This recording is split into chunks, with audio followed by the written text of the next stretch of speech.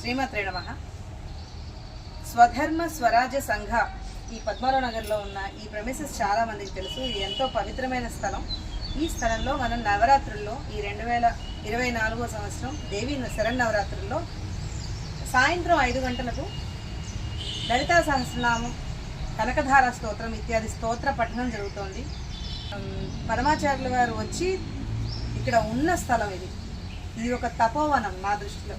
So ఇలాంటి మంచి ప్రదేశంలో మనం స్తోత్ర పారాయణం చేసుకోవడం అనేది చాలా అదృష్టం.